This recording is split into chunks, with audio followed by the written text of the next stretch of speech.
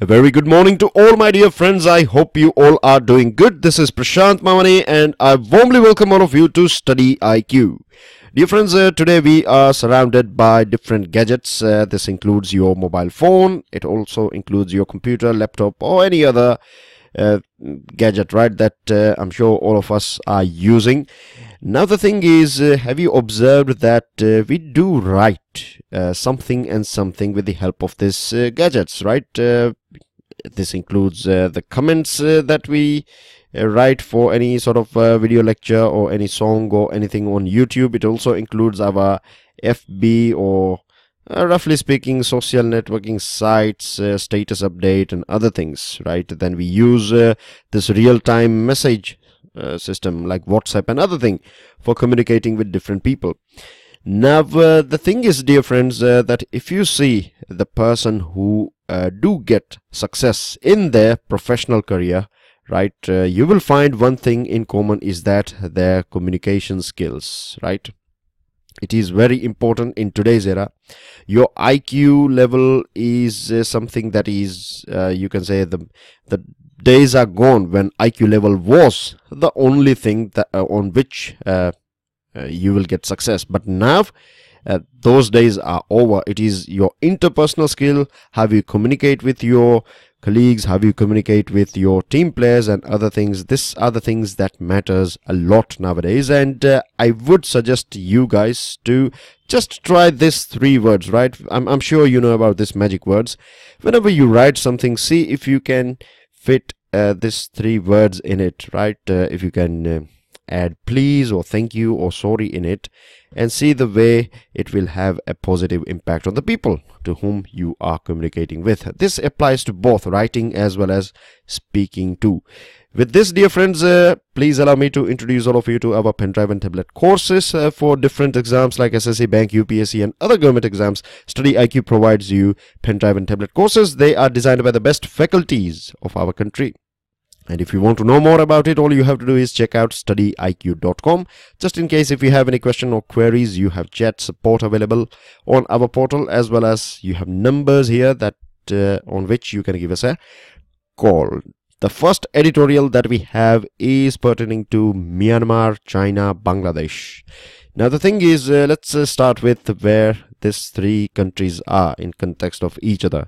Here you can see clearly this is Myanmar, this is China, this is Yunnan state or province of China, and here you can see this is Bangladesh here. Now we know that this Rohingya case has been going on for a very long period of time. We have discussed about this thing and I'm sure you know many things about it, because this is something that you cannot miss, right? It is there in all your local newspapers, in your national newspapers, as well as it's there. It used to be, right, on a sort of spotlight in all different news channels as well. Anyways, so here you can see, let me take you to some important items.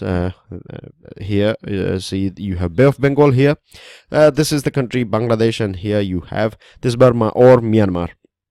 This is Rakhine state here, right? This is the place from where these Rohingya Muslims are heading towards, or they have left this place and they are going to the nearest country, that is Bangladesh.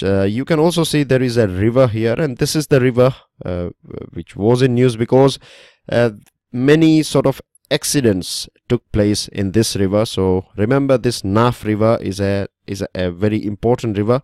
It is between these 2 countries, Myanmar and Bangladesh. So that's basically everything. And then you have this Cox's Bazar. This is a part of this Chittagong district of Bangladesh.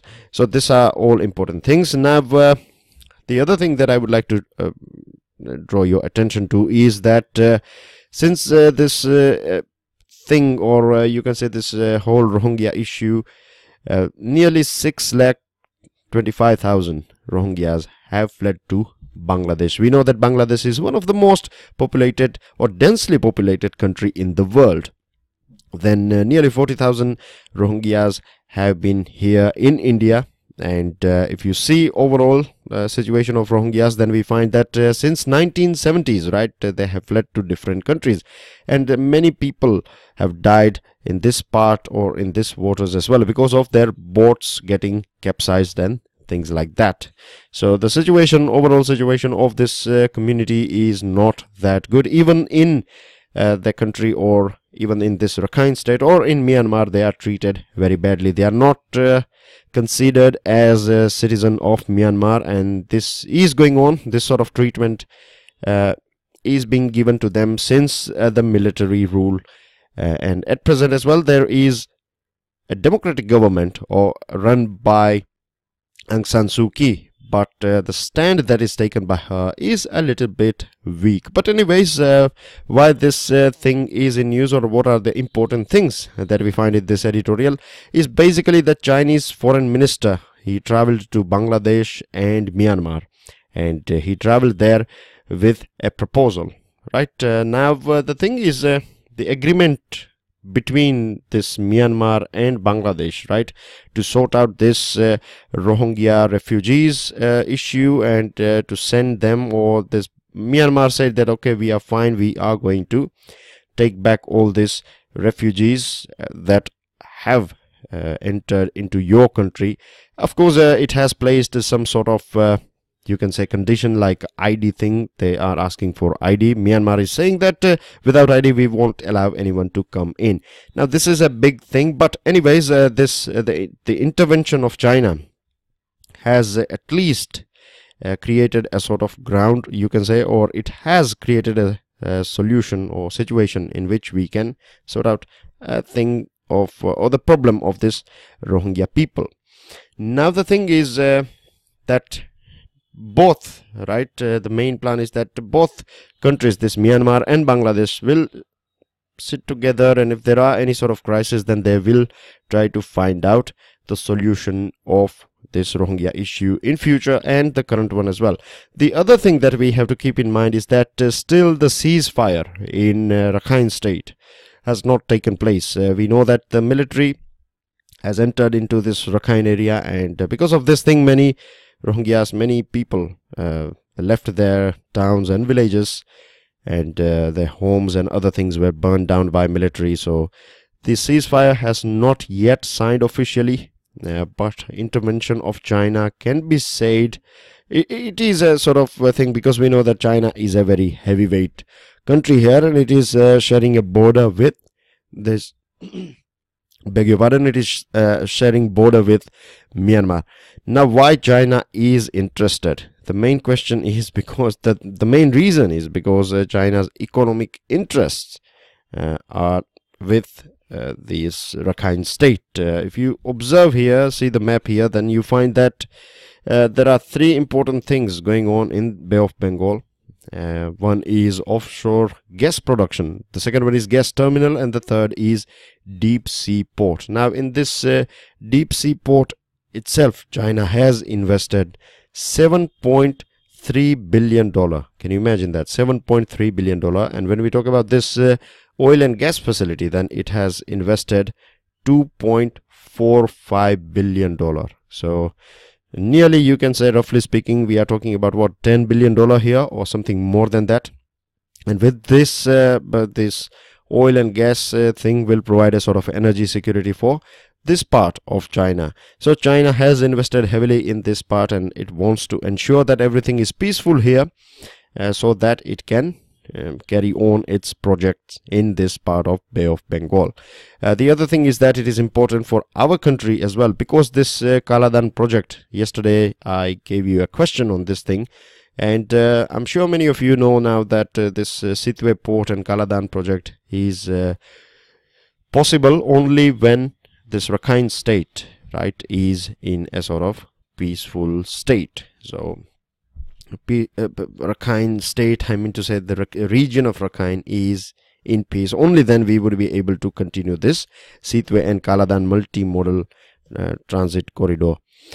So that's basically everything about it. And one thing that we have to keep in mind is that unless and unless we don't get this military as well as the ruling party or the ruling government of Myanmar and the representatives of this Rohingya people, if they don't sit together and find a lasting solution, then this sort of things are not going to work. So of course we cannot say that this problem has been solved forever, but it will take some time, and with the intervention of China, it is believed that things would be okay, because the Belt and Road Initiative is something that is very dear to China. Moving on to another item, and this is about Syria. Now the thing is, this article is written by a diplomat, right, a retired Indian ambassador to this part, this West Asian part. So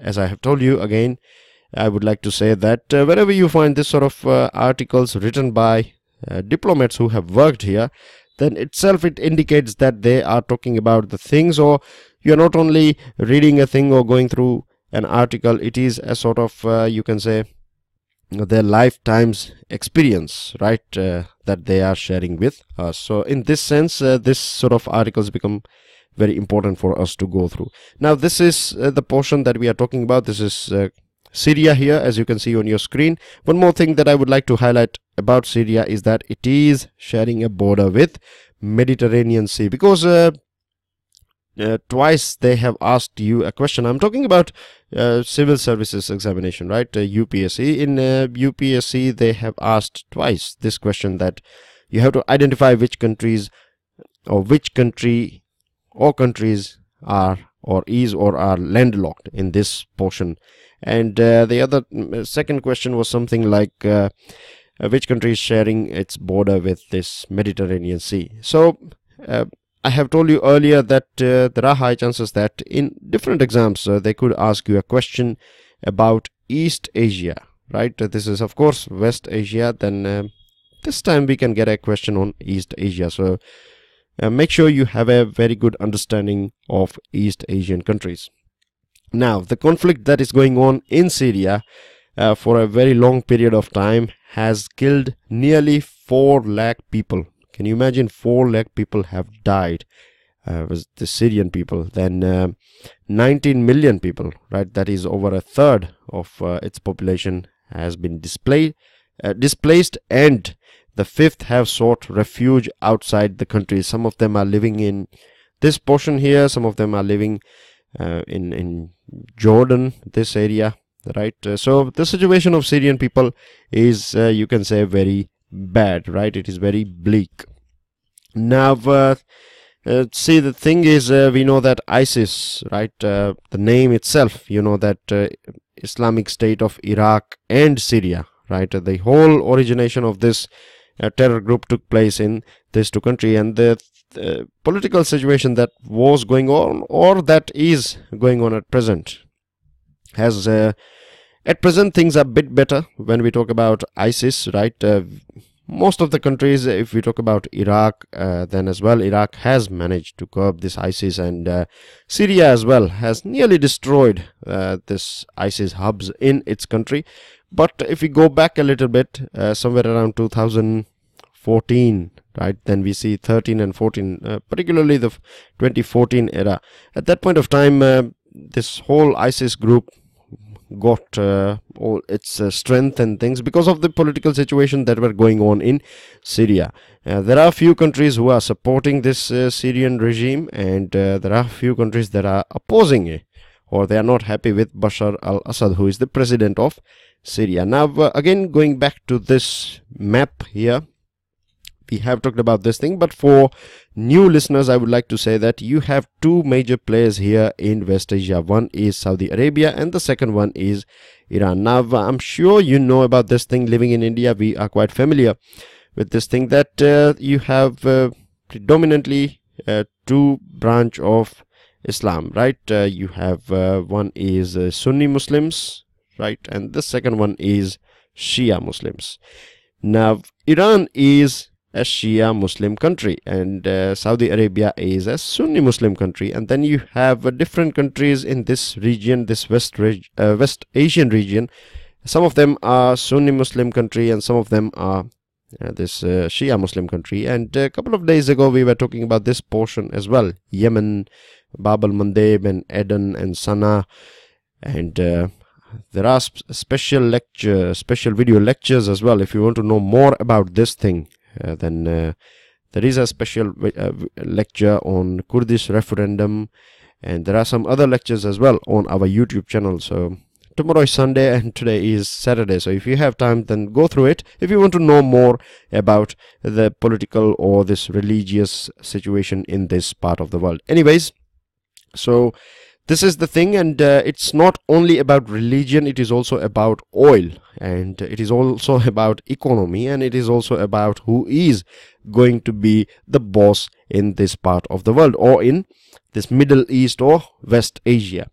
Now, as this rivalry is going on between these two countries here, and because of various other reasons as well, right? In Syria, if you go back to the history, then we find that Russia was or has always been interested in Syria, and we know the situation of the world, that when we talk about Russia, then you always have USA doing something against it, isn't it? Both these countries are arch rival, and because of all this bigger players, this major, or you can say these world players, many a times these small countries have to suffer a lot. So here what happened is that this last, you can say, hub of ISIS, right, this city called Abu Kamal. So this Abu Kamal city has used to have this ISIS people, but now it is when they have been kicked out of this Abu Kamal. So literally this gray portion that you can see at present, this portion is not under this ISIS rule, right? This was the last portion here, but now they have gone. One more thing that I would like to highlight about this Abu Kamal city is that you can see this river, right? Starting from here, this is a Euphrates river, very important river. If you study the history of Mesopotamia and this part of Iraq and this West Asian part, right, Mesopotamian, this civilization, then these two rivers are mentioned, Tigris as well as Euphrates river. So keep this thing in mind as well. And as you can see, this city is right on the border of these two countries, Syria and Iraq. And this is the thing, when this place is on the border, it gives a sort of leeway, right, a shadow room for this terror group to scuttle between this part and this part, and this is one of the reasons that they can survive. Anyways, so that's basically pre-existing or basic knowledge about this thing. Now quickly going through this article here. See, Russian people, or this Vladimir Putin, right, he is supporting Bashar al-Assad, and he is one of the main reason, right, why USA has not attacked this country of Syria, or you can say Bashar al-Assad is still, you can say, in power because Russia is there. We know that Russia is a superpower.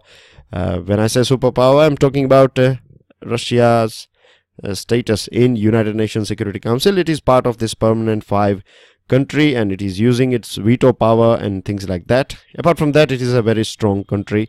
And then you have this Iranian countries, the country of Iran, that is supporting Russia and Syria, because as Bashar al-Assad is, or the government of Bashar al-Assad is Shia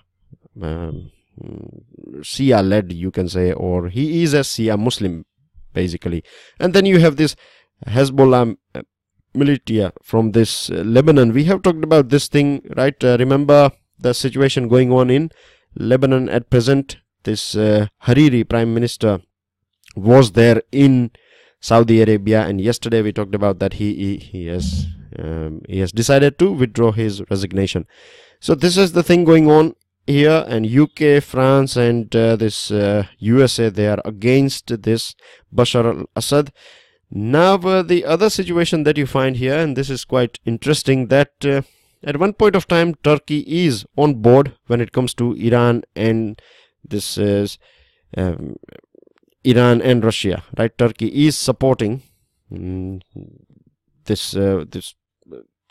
venture, you can say, of Russia and Iran, but it is against this Mr. Assad, and it is against this Kurdish people, because Kurdish people, right, they are demanding Kurdistan, and there is a sort of considerable population of Kurdish people in Turkey as well. So if they get a sort of independent country here, then there will be a demand of here. So basically Turkey has to give some portion of its land to this Kurdistan. So this is the reason why it is not considering this Kurdish people as a proper or a good force.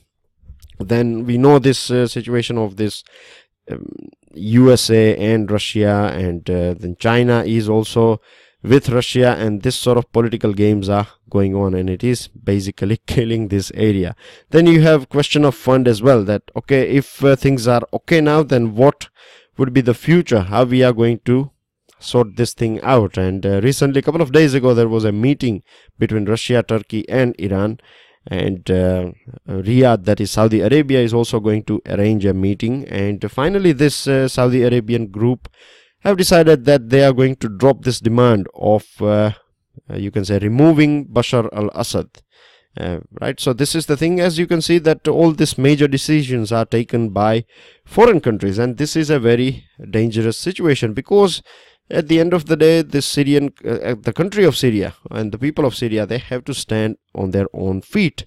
And of course, as I told you, that it is an ancient civilization. It has its own multi-ethnic history. And if you go there, whenever you will study this portion of or the history of this part, you will be surprised. It is as multi-diverse country as reasonably speaking like India. And of course this sort of situation is a sort of good lesson for the people in this part as well, that it's of course not good to play this sort of games, because at the end of the day, we know that nearly 4 lakh people have died, and many of them have to shift or migrate to some other country. Anyways, when we talk from India's perspective, then we find that India's neutrality so far has earned a bit of acceptability, the government of Syria and the people of Syria as well. And when the things were normal at that point of time, the bilateral relationship were $500 million. But of course, when everything will be okay in Syria, then this trade will go up, because most of the things will be supplied from India to Syria. And of course, India will play an active role in building institutions and reconstruction and other things, something similar that we are doing in Afghanistan. So these are the 2 main articles that you find in today's newspaper. This one is about the mandates of natural justice. It was in 1969 when the Supreme Court Bar Association declared that 26 November, right, should be declared as a law day, a red letter day. Now, you know that if you go back to the history then as well, we know that 26 November is playing a very important role in our history, because it was on this date when our constitution was ready. Of course, we adopted it on 15th January, but it was ready by this time. And beg your pardon, 26th January. Right, on 26th January we adopted it. Anyways, later on, L.M. Sanghvi, right, he said that this date, this should be celebrated as Law Day, and the government now has this 26th November is declared as Constitution Day. But the main job of this, or you can say why we celebrate this as a Law Day particularly, or you can say a Constitution Day, in words of Mr. Singhvi, he said that it emphasized the role and importance of law in life of our country. It also talks about, or it's a review. Whenever we celebrate this day, then we are reviewing the administrative situation in our country, the justice situation in our country. We are asking questions to ourselves, what are the things that we need to do, etc., etc., right? And it will create a sort of awareness as well, and regarding law. And at the end of the day, everyone would be living under one law. Law would be, and as it should be, above everyone, and it should be, as you know, impartial, right? It should not be favoring anyone, etc., etc. So these are the things that one of the main reason, as explained by Mr. Singhvi. Now the thing is, why this article is there, or what this article is talking about. We know that it was in news that an Orissa judge, High Court judge, right, Mr. I.M. Kudusi, against him there are some allegations, and then this whole issue of master of rooster, this thing started coming up, right? It was a junior, you can say, judge of Chief Justice of India. Now that judge basically said that this is the bench that is going to look after this case of this Kudusi. Now the CJI, that is Chief Justice of India, was not happy about it. He said that it is the job and it is the duty as well as the authority of deciding which bench or what type of bench and who is going to preside that bench, etc. All these questions are being, or you can say the authority to think about it and to implement this thing lies in the hand of Chief Justice of India, right? And of course we can understand that CJI is the senior most judge in the judiciary system of our country. No doubt he is the main boss. That's the reason why if we find a word Chief Justice.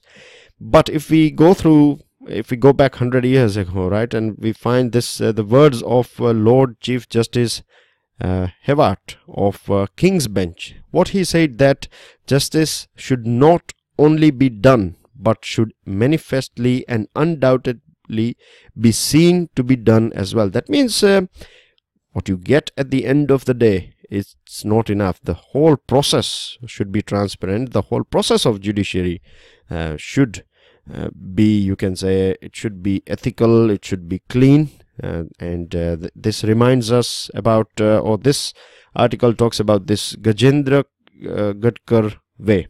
Now what Gajendra Gadkar way is? Gajendra Gadkar was a CJI of our country. Now in 1964, what happened basically, that Gajendra Gadkar was going to look after a case of Bombay land acquisition law, and at that point of time Purushottam Trikamdas, right, who is described as a tiger at the bar by Fali Nariman. So this person, Purushottam Trikamdas, he said that basically he was a lawyer, so he said that it won't be right for the Chief Justice of India to decide this case because this Chief Justice was a member of this cooperative housing society. And this was one thing. The other incident that took place, so basically when this was argued at that point of time, this Chief Justice of India rightly said, or he said at that point of time, that it's fine because I am a member, it won't be fair that I am presiding this bench, so I will pass this case to someone else. Bring me this Madras case that is going on.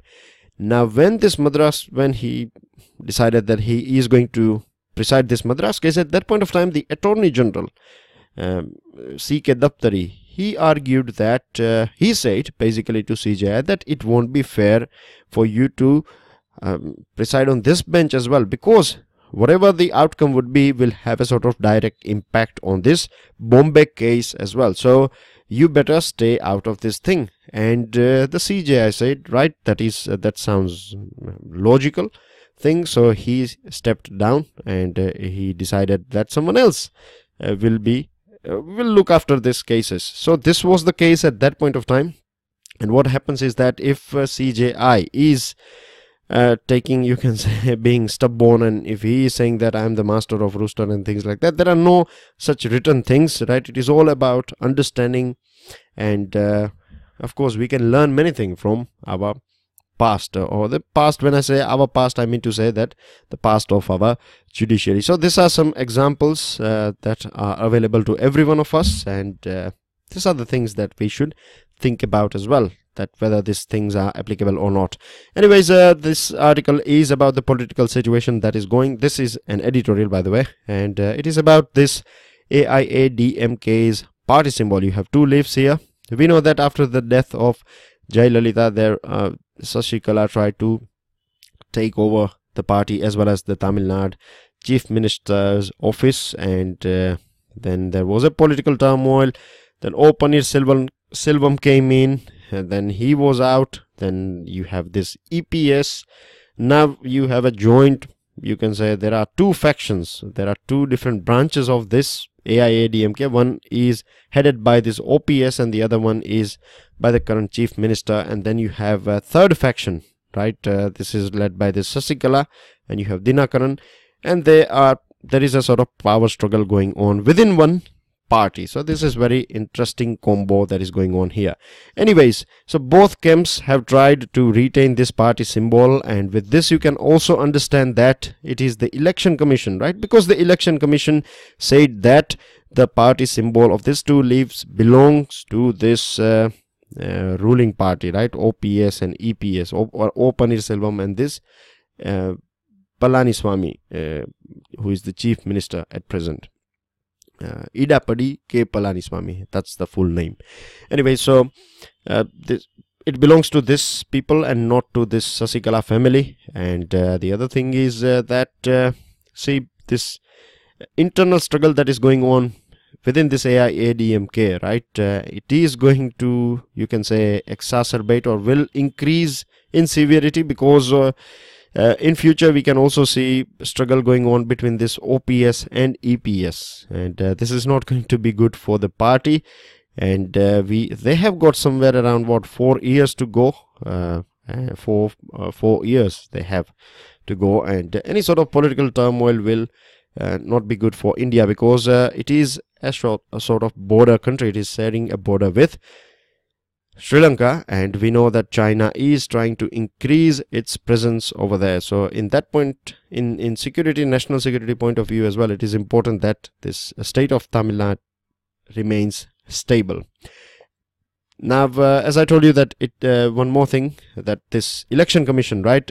It is the duty, or you can say it is election commission that will decide that which party is having what sort of symbol. Right, we have seen this thing taking place in SP, that is Samajwadi Party as well, and this is the second case. Couple of days ago, it was with this Nitish Kumar, Bihar's chief minister's party as well, JDU. They had the same issue of this party symbol thing. So keep this thing in mind. And this RK Nagar, there is a by-election just around the corner.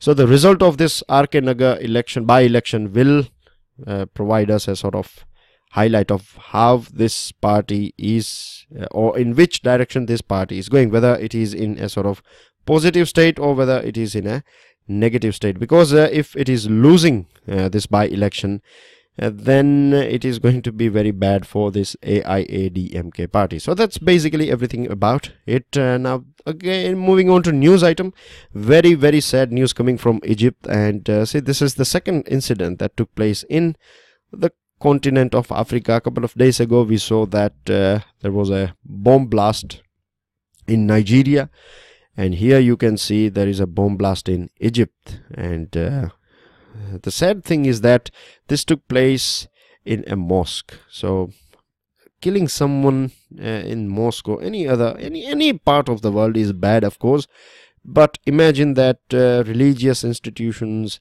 are being attacked. And one more thing that I would like to highlight here is that you find Sufi culture in Egypt as well. So keep this thing in mind, because Sufism has a very important role in our history.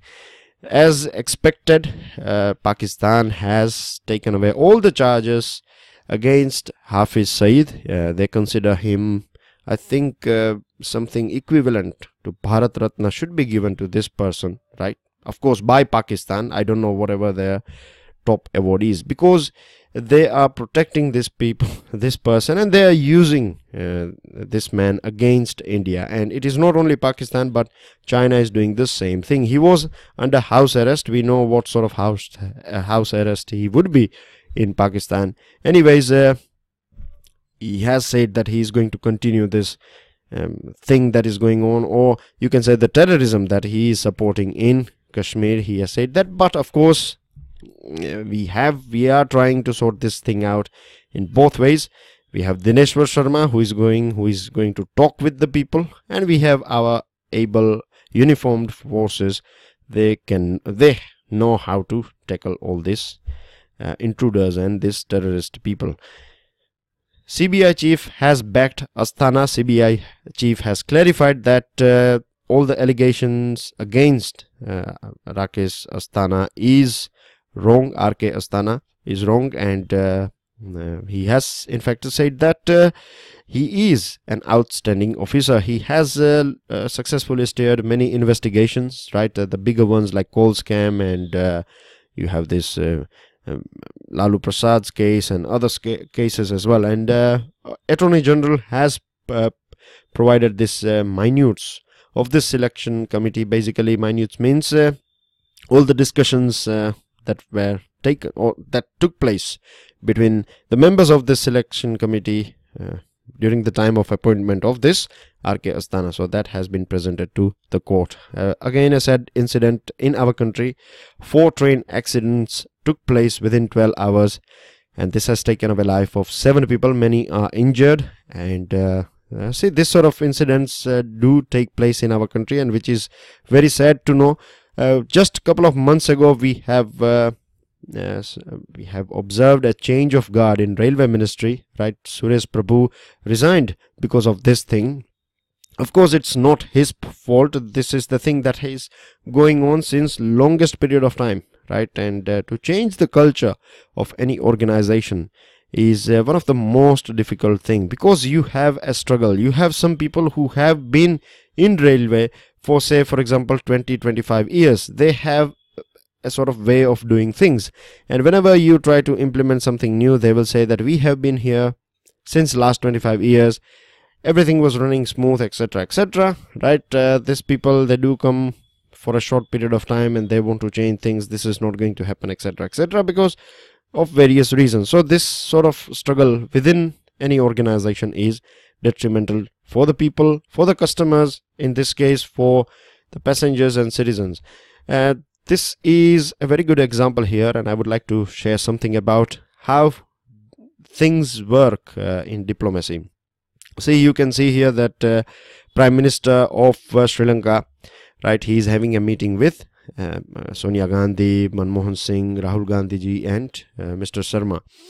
Now the thing is, whenever any Prime Minister or President will visit our country, of course he or she will meet our Prime Minister, President, and Foreign Minister and Vice President, but they do meet opposition leaders as well. This is how it works. Of course, we don't find this sort of things in news, the meeting of Prime Minister and opposition leaders, but that's how it works. So here you can, this is a very good example. It is, I believe some of you may think that this is going out of a course or something, but see, this sort of information, right, you have to go through many books to come to a conclusion that this is how things work. So what you're getting here is I'm sharing my experience with you. Anyways, moving on. These are some important locations here: Trincomalee Harbour as well as Matala Airport in Hambantota. These are 2 important places in which India is interested, and all the issues that are going on between India and Sri Lanka are been sorted out. We are trying our level best, both the sides, to sort this thing out. Very important item here, Pancha Commission. Now the Pancha Commission is basically about developing the center and state relations, right? It was notified in 2005. This Pancha Commission submitted its report in 2010, and its recommendations are pertaining to national security, communal harmony, central state financial relations, and planning. And it has said that national security is something, right, that you don't find in any list. You have union, state, and concurrent list, so you don't find mention of this national security. But of course, it is a thing that is applicable equally to center and state, and of course they have to work together for ensuring that the nation is secure. The other thing is that it is also talking about other items, right? This communal harmony. Then in communal harmony, it is saying that even if this sort of things are going on in anti-communal harmony sort of things are going on in any state, it is going to have its negative impact on the nation. So in this way, again, it becomes a matter of both central and state government. Regarding nota, that is none of the above option. There was a plea that if nota's votes are exceeding the normal votes, then the election should be cancelled. Chief Justice has said that it is a very expensive affair to conduct election, and the other thing is that for that we have to keep on doing elections, so which is not possible. International news, new president for Zimbabwe. You have this Al-Sisi, who is president of Egypt. He is expressing grief over the horrific incident. USA has said that do arrest this Hafiz Saeed. And last item, but very important, pertaining to economic world or business world, S&P, that is Standard and Poor's. It is a rating agency just like Moody. It has came out with a report, but it has kept our, you can say, category as it is, or the ranking is as it is, right? It is BBB minus, right? Negative, BBB negative. That's what they have kept it. They have retained the rating that we got. And what it says that it says that the strong GDP growth, there is a strong GDP growth in our country, reasonably free press, sound external profile, then improving monetary credibility, and India's strong democratic institutions. These are some positive points. Weaknesses: a low per capita income. We know that we have a sort of imbalance in income. Some people are having huge amount of money, some of them are very poor. Then you have relatively high general government debt stock, and outlook on economy, reforms and polity. Growth will remain strong. Despite all these obstacles, reforms are going to continue in India. And there are other things like bank recapitalization and the rule of NDA and things like that. So these are the things that we were expecting that it will improve our rating, just like Moody's, but it has not. Regarding your answers, Kaladan project, I would like to provide you 3 major points, right? The first one is that, of course, it will increase more trade, between different parts with this 7 sister states, and our rest of India will increase economic opportunities. So no doubt this is the thing. With connectivity, tourism and cultural thing will increase as well. And the last thing is that this is the first time that northeast India is going to have access to sea, because it is a landlocked portion. So these are the 3 benefits of Kaladan. And I have questions for you here regarding research work. I have gone through your answers, right, dear friends? And I must say the reason why I have not added answers here, because there are many people who are lazy enough, right, not to do anything about it, and they just want some sort of phone speeding. So I thought it's better if they won't answer, then they have to do some sort of research or go through your comments. Most of you have got it right. Questions for the day. The system of diarchy was introduced in India in 1909, 1935, 1919 or 1945. Who is rightly called the father of local self-government in India? Lord Ripon, Lord Dalhousie, Lord Bentinck or Lord Curzon? And which country is the largest producer of fuel wood? Russia, Indonesia, India and China. These are the options. With this, dear friends, I will see you all soon. Enjoy your Saturday. Don't forget to subscribe, share, like, pass your valuable comments and answers. Jai Hind.